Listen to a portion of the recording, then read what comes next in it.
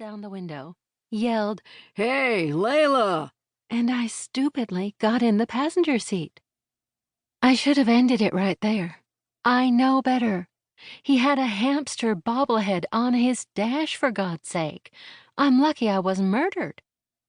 The entire drive to the coast, I stared hard at his face. I could have sworn his profile picture was a tall brunette, and yet he drags his hand through his bottle-dyed blonde hair. And yet, he probably thinks he looks charming sitting there like that, all lazy and loose in his seat, his knuckles beneath his chin. Unlucky for him, I'm more sexually attracted to the warm rum butter sauce on my cake at this point.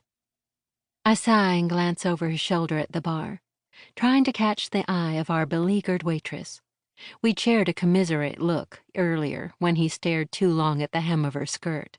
I'm pretty sure it's why she brought me this slice of boozy passion fruit cake that I did not order. I grasp for his subject change. "You said you work in Ellicott City?" He nods, shoveling another bite of steak into his pinched mouth. He chews with his mouth open and doesn't bother finishing before he replies, bits of food flying out with his answer. I want plexiglass between us, a 10-foot wall.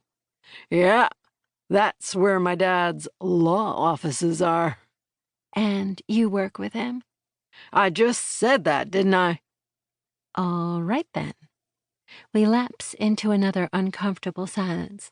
He stabs at his steak, and I drag the tip of my fork against a thick layer of whipped cream. He told me he owned the law firm, organizing pro bono work across the mid-Atlantic region. Potato, I guess. I sigh and cut another corner off my slice of cake. "Where are you from?" he asks. The depths of hell. Sent to destroy men who lie on the internet and are mean to those in the service industry. Annapolis, I say instead. I am so tempted to get up from my seat, walk through the tables, and step into the ocean. It sounds infinitely more appealing than another moment with Bryce. This is the third first date I've been on this month, and I am tired. Tired of men who are entitled, small-minded, and generally disappointing.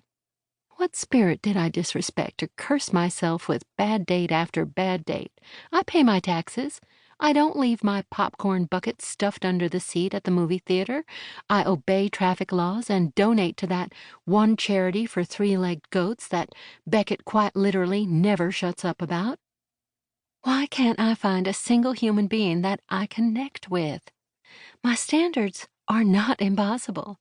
I want someone who makes me laugh, who cares about what I do and what I say and what I think.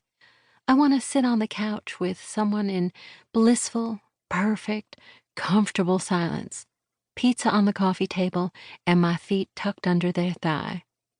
I want someone to hand me the recipe section of the local paper while they read the headlines. I want to share all of my small, silly, silent moments. I want someone to give me butterflies. I stare at Bryce, who lied about everything but his name, and watch as he picks at something in his teeth with his thumbnail. Maybe that someone doesn't exist. "Did you go to college?" There's no curiosity in his question, just a smug satisfaction and a callous condescension. A familiar insecurity pricks at the back of my mind, a twist in my stomach that pulls tight. I went to Salisbury. He laughs like I've made a joke and then reaches across the table with his fork for a bite of my cake. I don't slap his hand away, but it's a near thing. To me, dessert is sacred. "Ah, the party school.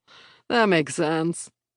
I clench my teeth so hard I'm surprised my molars don't crack right in half. What does? "Bakers don't need to go to serious schools, do they? It doesn't matter where you went or what you did. You probably could have gotten a degree from circus school and been just fine baking your little treats all day." Circus school. Little treats. Oh, my God. It takes me a second to collect my bearings. When I do reply...